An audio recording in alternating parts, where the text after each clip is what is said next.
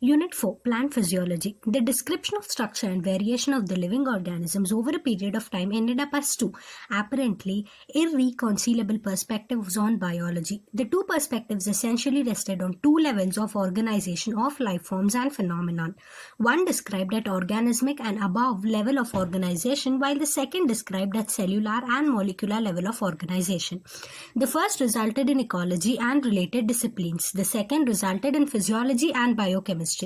Description of physiological process in flowering plants as an example is what is given in the chapters in this unit. The process of mineral nutrition of plants, photosynthesis, transport, respiration, and ultimately plant growth and development are described in molecular terms but in the context of cellular activities and even at organism level. Wherever appropriate, the relation of the physiological process to environment is also discussed. Kelvin, born in Minnesota in April 1911, received his PhD in chemistry from the University of Minnesota. He served as the professor of chemistry at the University of California, Berkeley. Just after World War II, when the world was under shock after the Hiroshima-Nagasaki bombings and seeing the ill effects of the radioactivity, Kelvin and co-workers put radioactivity to beneficial use. He, along with J.A. Basham, studied reactions in green plants forming sugar and other substances from raw materials like carbon dioxide, water, and minerals by labeling the carbon dioxide with C14. Kelvin proposed that plants change light energy to chemical energy by transferring an electron in an organized array of pigment molecules and other substances. The mapping of the pathway of carbon assimilation in photosynthesis earned him Nobel Prize in 1961. The principles of photosynthesis as established by Kelvin are at present being used in studies on renewable resource for energy and materials and basic studies in solar energy research. Chapter 11 Transport in Plants. Have you ever wondered how water reaches the top of tall trees, or for that matter, how and why substances move from one cell to the other, whether all substances move in a similar way, in the same direction, and whether metabolic energy is required for moving substances? Plants need to move the molecules over very long distances, much more than animals do. They also do not have a circulatory system in place. Water taken up by the roots has to reach all parts of the plant up to the very tip of the growing stem. The photosynthets or the food synthesized by the leaves have also to be moved to all the parts including the root tips embedded deep inside the soil. Movement across short distances, say within the cell, across the cell membrane, and from cell to cell within the tissue has also to take place. To understand some of the transport processes that takes place in plants, one would have to recollect one's basic knowledge about the structure of cell and the anatomy of the plant body. We also need to revisit our understanding of diffusion besides gaining some knowledge about chemical potential and ions. When we talk of the movement of substances, we need first to define what kind of movement we are talking about and also what substances we are looking at. In a flowering plant, the substances that would need to be transported are water, mineral nutrients, organic nutrients, and plant growth regulators. Over small distances, substances move by diffusion and by cytoplasmic streaming, supplemented by active transport. Transport over long distances proceeds through vascular system, the xylem and the phloem, and is called translocation. An important aspect that needs to be considered is the direction of transport. In rooted plants, transport in xylem of water and minerals is essentially unidirectional from the roots to the stems. Organic and mineral nutrients, however, undergo multidirectional transport. Organic compounds synthesized in the photosynthetic leaves are exported to the other parts of the plant, including the storage organs. From the storage organs, they are later re-exported. The mineral nutrients are taken up by the roots and transported upwards into the stem, leaves, and the growing regions. When any plant undergoes senescence, nutrients may be withdrawn from such regions and moved to the growing parts. Hormones or plant growth regulators and other chemical signals are also transported, though in very small amounts, sometimes in a strictly polarized or unidirectional manner from where they are synthesized to other parts. Hence, in a flowering plant, there is a complex traffic of compounds, but probably very orderly, moving in different directions, each organ receiving some substances and giving out some others. Means of transport. Diffusion. Movement by diffusion is passive. They may be from one part of the cell to the other or from the cell to the cell or over distances, say from the intercellular spaces of the leaf to the outside. No energy expenditure takes place. In diffusion, molecules move in random fashion, the net result being substances moving from the regions of higher concentration to the regions of lower concentration. Diffusion is a slow process and is not dependent on a living system. Diffusion is obvious in gases and liquids, but diffusion in solids is more likely than diffusion of solids. Diffusion is very important to plants since it is the only means for gaseous movement within the plant body. Diffusion rates are affected by the gradient of the concentration, the permeability of the membrane separating them, temperature and pressure. Facilitated diffusion. As pointed out earlier, a gradient must be already present for the diffusion to occur.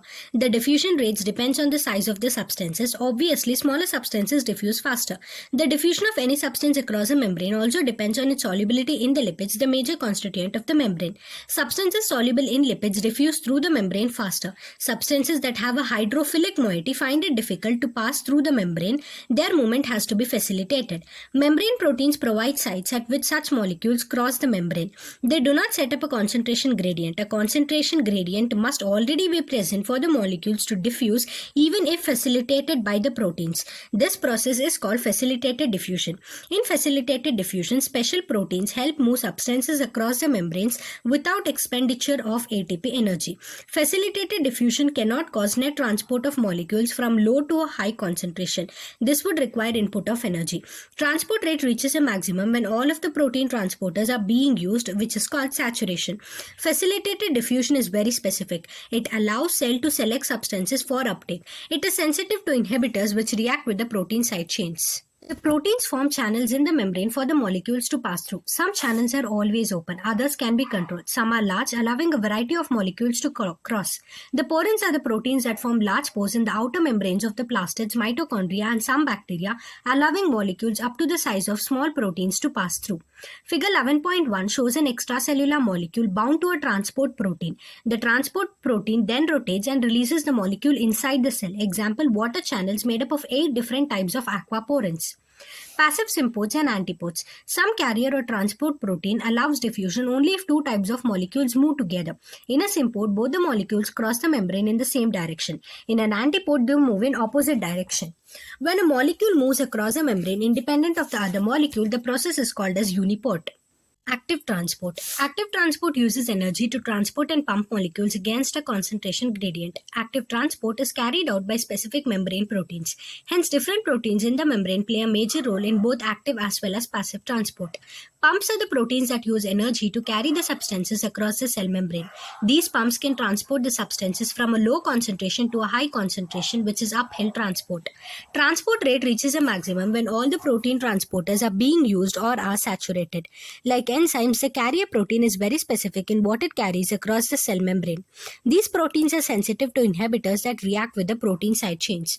Comparison of different transport processes.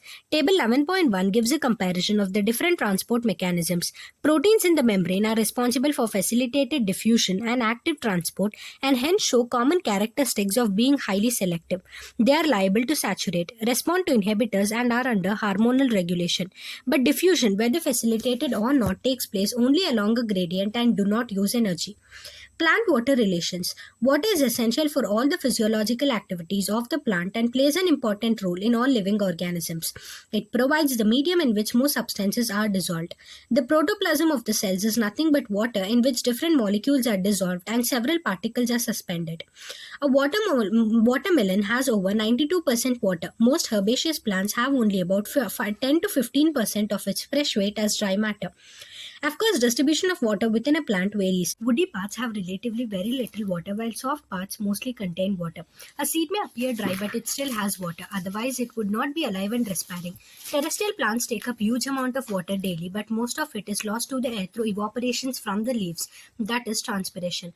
A mature corn plant absorbs almost 3 liters of water in a day, while a mustard plant absorbs water equal to its own weight in about 5 hours. Because of this high demand for water, it is not surprising that water is often the limiting factor for plant growth and productivity in both agricultural and natural environments. Water potential. To comprehend the plant-water relations, an understanding of a certain standard terms is necessary. Water potential is a concept fundamental to understanding water movement. Solute potential and pressure potential are the two main components that determine the water potential. Water molecules possess kinetic energy. In liquid and gaseous form, they are in random motion that is both rapid and constant. The greater the concentration of water in a system, the greater is its kinetic energy or water potential. Hence, it is obvious that pure water will have the greatest water potential. If two systems containing water are in contact, random movement of the water molecules will result in net movement of the water molecules from the system with higher energy to the one with the lower energy. Thus, water will move from the system containing water at higher water potential to the one at lower water potential. This process of movement of the substances down a gradient of free energy is called diffusion. Water potential is denoted by the Greek symbol psi and is expressed in pressure units such as pascals. By convention, the water potential of pure water at standard temperature, which is not under any pressure, is taken to be zero. If some solute is dissolved in pure water, the solution has fewer free water molecules and the concentration, free energy of water decreases, reducing its water potential. Hence, all solutions have a lower water potential than pure water. The magnitude of this lowering due to the dissolution of the solute is called solute potential. Psi is always negative. The more the solute molecules, the lower, more negative is the psi s. For a solution at atmospheric pressure, water potential psi w is equal to solute potential psi s. If a pressure greater than the atmospheric pressure is applied to pure water or a solution, its water potential increases. It is equivalent to pumping water from one place to another. Can you think of any system in our body where pressure is built up? Pressure can build up in a plant system when water enters a plant cell due to diffusion, causing a pressure built up against the cell wall. It makes the cell turgid. This increases the pressure potential.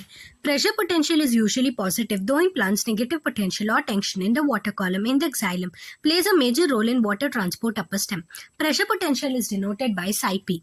Water potential of a cell is affected by both solute and pressure potential. The relationship between them is as follows. Water potential is equal to solute potential plus pressure potential. Osmosis. The plant cell is surrounded by a cell membrane and the cell wall. The cell wall is freely permeable to water and substances in solution, hence is not a barrier to movement. In plants, the cell usually contains a large central vacuole whose contents, the vacuolar sap, contribute to the solute potential of the cell. In plant cells, the cell membrane and the membrane of the vacuole, the tonoplast, together are the important determinants of the movement of the molecules in or out of the cell. Osmosis is the term that is used to refer specifically to the diffusion of the water across a differentially or selectively permeable membrane. Osmosis occurs spontaneously in response to a driving force. The net direction and rate of osmosis depends on both the pressure gradient and the concentration gradient. Water will move from its region of higher chemical potential or concentration to its region of lower chemical potential until equilibrium is reached. At equilibrium, the two chambers should have nearly the same water potential. You may have made a potato osmometer in your earlier classes in school. If the potato tuber is placed in water, the water enters the cavity in the potato tuber containing concentrated solution of sugar due to osmosis. Let us discuss another experiment where a solution of sucrose in water taken in a funnel is separated from pure water in a beaker by selectively permeable membrane. You can get this kind of a membrane in an egg. Remove the yolk and the albumin through a small hole at one end of the egg and place the shell in dilute solution of hydrochloric acid for a few hours. The eggshell dissolves, leaving the membrane intact. Water will move into the funnel, resulting in rise in the level of the solution in the funnel. This will continue till equilibrium is reached. In case sucrose does diffuse out through the membrane, will this equilibrium be ever reached? External pressure can be applied from the upper part of the funnel such that no water diffuses into the funnel through the membrane. This pressure required to prevent water from diffusing is in fact the osmotic pressure, and this is the function of the solute concentration. Both the solute concentration greater will be the pressure that is required to prevent water from diffusing in. Numerically, osmotic pressure is equivalent to the osmotic potential, but the sign is opposite.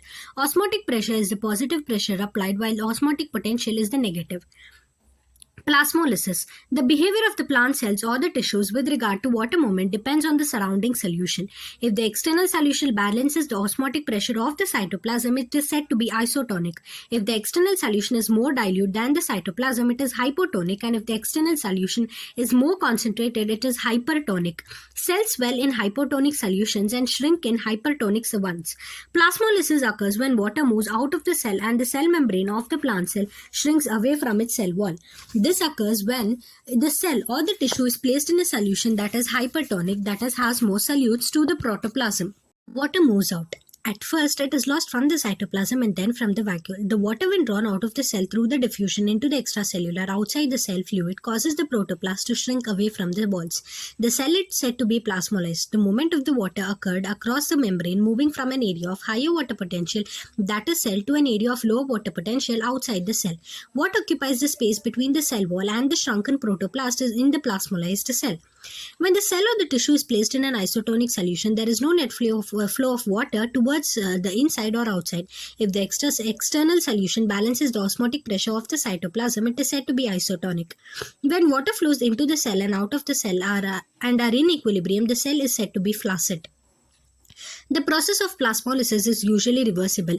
When the cells are placed in hypotonic solution, that is higher water potential or dilute solution as compared to the cytoplasm, water diffuses into the cell, causing the cytoplasm to build up a pressure against the wall. This is called turgor pressure. The pressure exerted by the protoplast due to the entry of the water against the rigid walls is called pressure potential. Because of the rigidity of the cell wall, the cell does not rupture. This turgor pressure is ultimately responsible for enlargement and extension growth of the cells. What would be psi p of a flaccid cell? Which organisms other than plants possess cell wall? Imbibition. Imbibition is a special type of diffusion when water is absorbed by the solids, colloids, causing them to increase in volume. The classical examples of imbibition are absorption of water by seeds and dry wood. Pressure that is produced by the swelling of the wood had been used by prehistoric men to split rocks and boulders.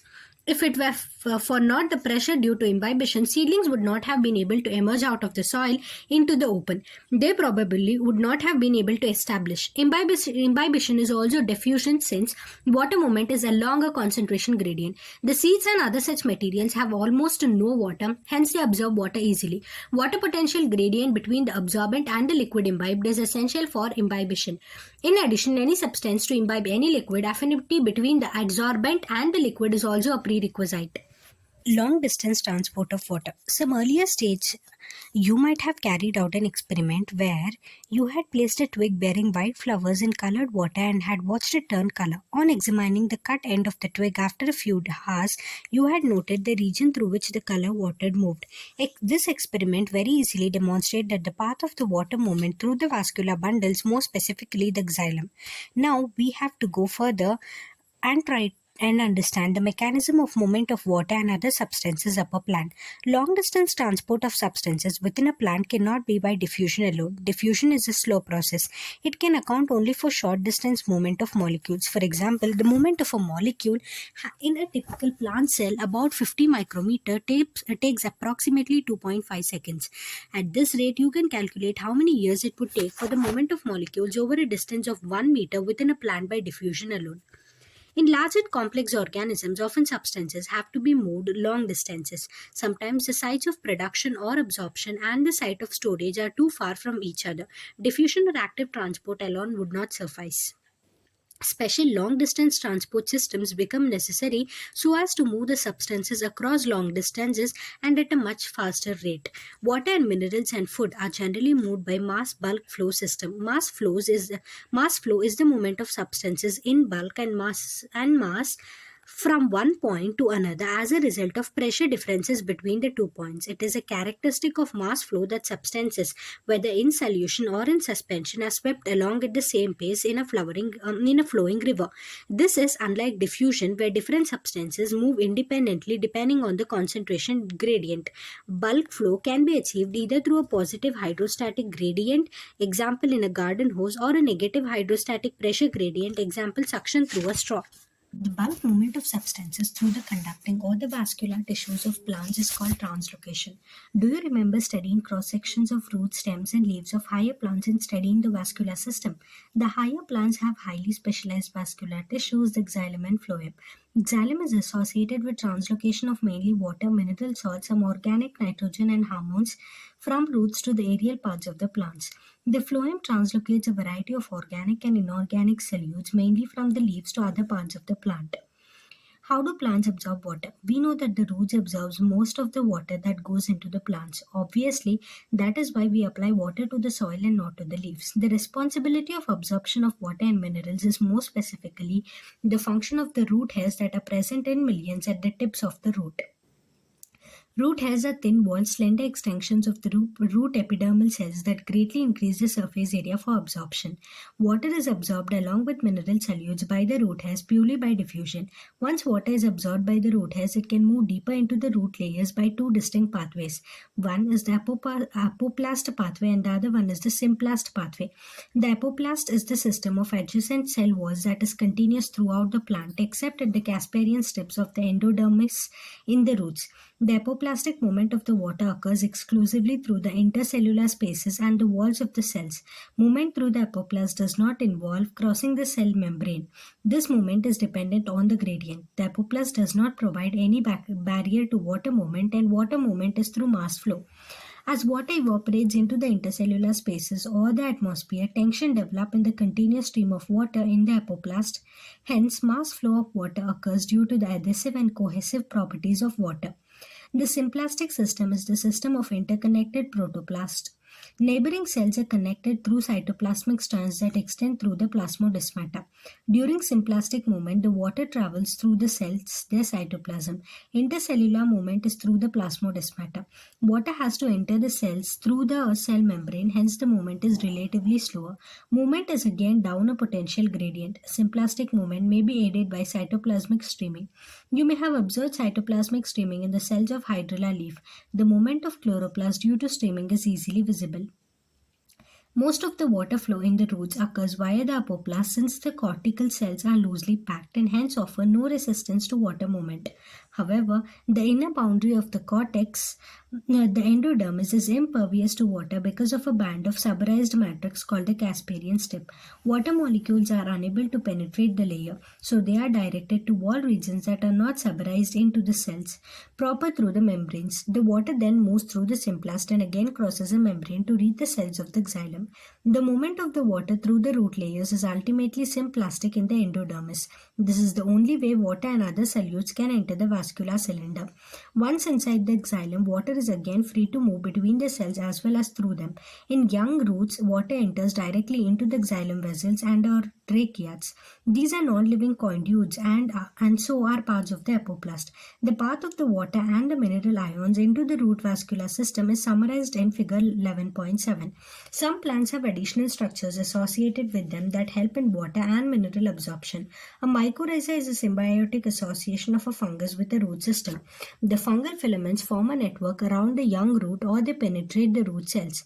The hyphae have a very large surface area that absorb the mineral ions and water from the soil from a much larger volume of the soil that perhaps a root cannot do. A fungus provides minerals and water to the roots. In turn, the roots provide sugars and nitrogen-containing compounds to the mycorrhiza. Some plants have an obligate association with the mycorrhiza. For example, pinus seeds cannot germinate and established without the presence of mycorrhiza. Water movement up a plant. We looked at how plants absorb water from the soil and move it into the vascular tissues. We now have to try and understand how this water is transported to various parts of the plant. Is the water movement active or is it still passive? Since the water has to be moved up a stem against gravity, what provides the energy for this? Root pressure. As various ions from the soil are actively transported into the vascular tissues of the roots, water follows its potential gradient and increases the pressure inside the xylem. This positive pressure is called the root pressure and can be responsible for pushing up water to small heights in the system. How can we see that root pressure exists? Choose a small soft stem plant and on a day where there is plenty of atmospheric moisture, cut the stem horizontally near the base with a sharp blade early in the morning. You will soon see drops of solution ooze out of the cut stem. This comes out due to the positive root pressure.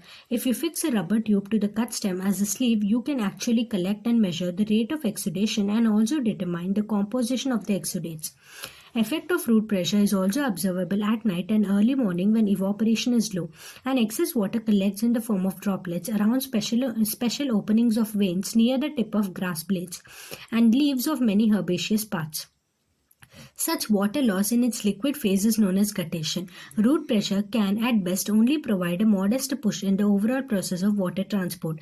They obviously do not play a major role in water movement up the tall trees. The greatest contribution of root pressure may be to re-establish the continuous change of water molecules in the xylem, which often break under the enormous tension created by the transpiration. Root pressure does not account for the majority of water transport. Most plants meet their need by transpiratory pull. Transpirational pull. Despite the absence of a heart or a circulatory system in plants, the upward flow of water through the xylem in plants can achieve fairly high rates, up to 15 meters per hour. How is this movement accomplished? A long-standing question is whether water is pushed or pulled through the plant. Most researchers agree that water is mainly pulled through the plant and that the driving force for this process is transpiration from the leaves. This is referred to as the cohesion tension transpiration pull model of water transport. But what generates this is transpirational pull. Water is transient in plants. Less than 1% of the water reaching the leaves is used in photosynthesis and plant growth. Most of it is lost through the stomata in the leaves. This water loss is known as transpiration. You have studied transpiration in an earlier class by enclosing a healthy plant in a polythene bag and observing the droplets of water formed inside the bag. You could also study water loss from a leaf using cobalt chloride paper, which turns color on absorbing water. Transpiration. Transpiration is the evaporative loss of water by plants. It occurs mainly through the stomata, singular stoma. Besides the loss of water vapor in transpiration, exchange of oxygen and carbon dioxide in the leaf also occurs through the stomata. Normally, stomata are open in the daytime and closed during the night. The immediate cause of the opening or the closing of stomata is a change in the turgidity of the guard cells. The inner wall of each guard cell towards the pore or stomatal aperture is thick and elastic. When turgidity increases within the two guard cells flanking each stomatal aperture or pore, the thin outer walls bulge out and force the inner walls into a crescent shape. The opening of the stoma is also aided due to the orientation of the microfibrils in the cell walls of the guard cells. Cellulose microfibrils are oriented radially rather than longitudinally, making it easier for the stoma to open. When the guard cells lose turgor due to water loss or water stress, the elastic inner walls regain their original shape. The guard cells become flaccid and the stoma closes. Usually, the lower surface of the dorsiventral, often dicotyledonous leaf, has a greater number of stomata, while in an isobilateral, often monocotyledonous leaf, they are about equal on both the surfaces. Transpiration is affected by several external factors: temperature, light, humidity, wind speed. Plant factors that affect transpiration include number and distribution of the stomata, percent of the open stomata, water status of the plant, canopy structure, etc. The transpiration-driven ascent of xylem sap depends mainly on the following physical properties of water: cohesion, mutual attraction between the water molecules; adhesion, attraction of the water molecules to the polar surfaces such as surface of tertiary elements; surface tension is the water molecules are attracted to each other in the liquid phase more than water in the gas phase.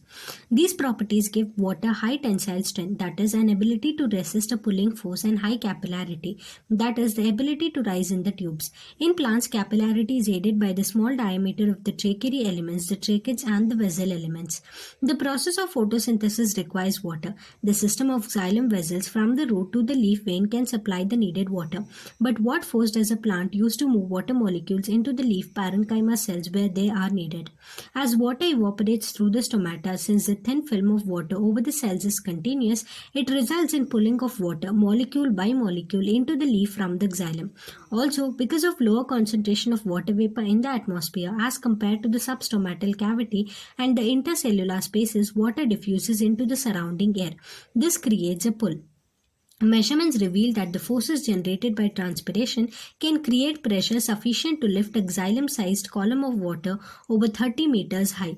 Transpiration has more than one purpose. It creates transpirational pull for absorption and transport of plants, supplies water for photosynthesis, transports minerals from the soil to all parts of the plant, cools the leaf surface sometimes 10 to 15 degrees by evaporative cooling, maintains the shape and structure of the plants by keeping the cells turgid. An actively photosynthesizing plant has an insatiable need for water. Photosynthesis is limited by the available water, which can be swiftly depleted by transpiration. The humidity of the rainforest is largely due to the vast cycling of water from the root to leaf to atmosphere and back to the soil. The evolution of the C4 photosynthetic system is probably one of the strategies for maximizing the availability of carbon dioxide while minimizing water loss. C4 plants are twice as efficient as the C3 plants in terms of fixing carbon dioxide, making sugar. However, a C4 plant loses only half as much as water as a C3 plant for the same amount of CO2 fixed. Uptake and transport of mineral nutrients. Plants obtain their carbon and most of their oxygen from carbon dioxide in the atmosphere. However, their remaining nutritional requirements are obtained from water and minerals in the soil. Uptake of mineral ions. Unlike water, all minerals cannot be passively absorbed by the roots. Two factors account for this. One, minerals are present in the soil as charged particles, ions which cannot move across the cell membrane. And two, the concentration of minerals in the soil is usually lower than the concentration of minerals in the root. Therefore, most minerals must enter the root by active absorption into the cytoplasm of the epidermal cells. This needs energy in the form of ATP. The active uptake of ions is partly responsible for the water potential gradient in roots and therefore for the uptake of water by osmosis. Some ions also move into the epidermal cells passively. Ions are absorbed from the soil by both passive and active transport. Specific proteins in the membranes of root hair cells actively pump ions from the soil into the cytoplasm of the epidermal cells.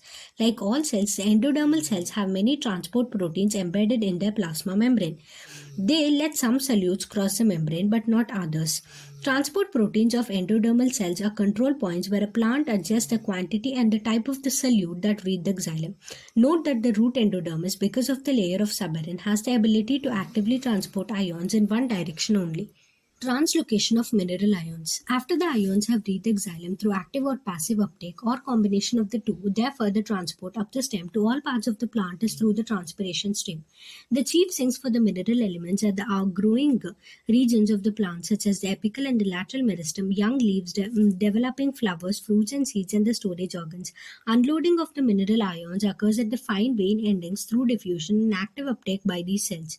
Mineral ions are frequently remobilized, particularly from old senescing part.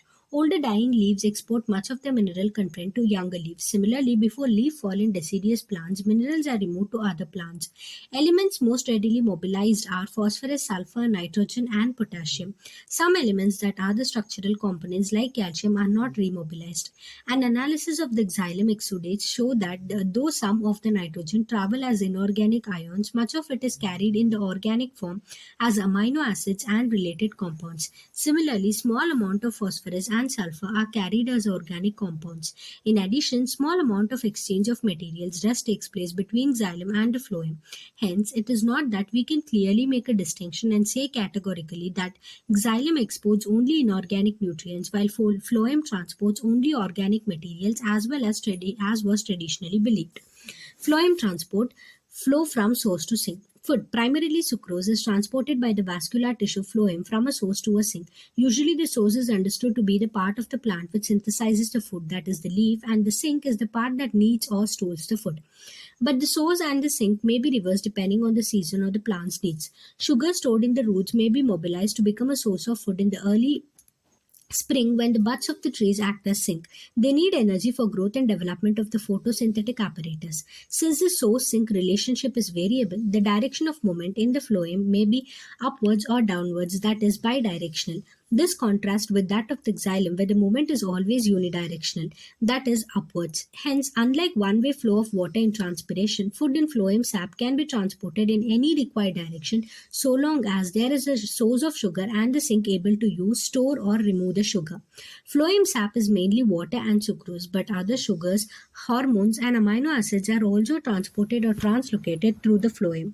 The pressure flow or mass flow hypothesis. The accepted mechanism used for the translocation of the sugars from the source to the sink is called pressure flow hypothesis. As glucose is prepared at the source by photosynthesis, it is converted to sucrose or disaccharide. The sugar is then moved in the form of sucrose into the companion cells and then into the living phloem sieve tube cells by active transport. This process of loading at the source produces a hypertonic condition in the phloem. Water in the adjacent xylem moves into the phloem by osmosis. As osmotic pressure builds up, the phloem sap will move into the areas of lower pressure. At the sink, osmotic pressure must be reduced. Again, active transport is necessary to move the sucrose out of the phloem sap and into the cells which will use the sugar, converting it into energy, starch or cellulose. As sugars are removed, the osmotic pressure decreases and the water moves out of the phloem. To summarize, the movement of the sugars in the phloem begins at the source where sugars are loaded, actively transported into a sieve tube. Loading of the phloem sets up a water potential gradient that facilitates the mass movement in the phloem. Phloem tissue is composed of sieve tube cells which form long columns with holes in their end walls called sieve plates. Cytoplasmic strands pass through the holes in the sieve plates, so forming continuous filaments. As hydrostatic pressure in the sieve tube of the phloem increases, pressure flow begins and the sap moves through the phloem. Meanwhile, at the sink, incoming sugars are actively transported out of the phloem and removed as complex carbohydrates. The loss of the solute produces a high water potential in the phloem and water passes out, returning eventually to the xylem. A simple experiment called the girdling was used to identify the tissues through which the food is transported. On the trunk of a tree, a ring of bark up to a depth of the phloem layer can be carefully removed. In the absence of downward movement of food, the portion of the bark above the ring on the stem becomes swollen after a few weeks. This simple experiment shows that phloem is the tissue responsible for translocation of food and that transport takes place in one direction, that is towards the root. This experiment can be performed by you easily. Summary. Plants obtain a variety of inorganic elements, ions, and salts from the surroundings, especially from water and soil. The movement of these nutrients from the environment into the plant, as well as from one plant cell to another plant cell, essentially involves movement across the cell membrane. Transport across cell membrane can be through diffusion, facilitated transport, or active transport. Water and minerals absorbed by the roots are transported by the xylem, and organic material synthesized in the leaves is transported to other parts of the plant through the phloem. Passive transport, diffusion, osmosis, and active transport are the two modes of nutrient transport across the cell membranes in living organisms. In passive transport, nutrients move across the membranes by diffusion without any use of energy, as it is always down the concentration gradient and hence entropy driven. This diffusion of the substances depends on their size, solubility in water or organic solvents. Osmosis is the special type of diffusion of water across a selectively permeable membrane which depends on pressure gradient and concentration gradient. In active transport, energy in the form of ATP is utilized to pump molecules against a concentration gradient across the membranes. Water potential is the potential energy of water molecules which helps in the movement of the water. It is determined by solute potential and pressure potential. The osmotic behavior of cells depends on the surrounding solution. If the surrounding solution of the cell is hypertonic, it gets plasmolized. The absorption of water by the seeds and dry wood takes place by a special type of diffusion called imbibition. In higher plants, there is vascular system comprising of xylem and phloem responsible for translocation. Water, minerals, and food cannot be moved within the body of a plant by diffusion alone. They are therefore transported by a mass flow system, movement of substance in bulk from one point to another as a result of pressure difference between the 2 points. Water absorbed by the root hairs moves into the root tissue by two distinct pathways, that is the apoplast and the symplast. Various ions and water from the soil can be transported up to a small height in stems by root pressure. Transpiration pull model is the most acceptable to explain the transport of water. Transpiration is the loss of water in the form of vapors from the plant parts through stomata. The temperature, light, humidity, wind speed, and number of stomata affect the rate of transpiration. Excess water is also removed through the tips of the leaves of the plants by guttation. Phloem is responsible for transport of food, primarily sucrose, from the source to the sink. The translocation in the phloem is bidirectional. The source-sink relationship is variable. The translocation in phloem is explained by the pressure flow hypothesis. Thank you.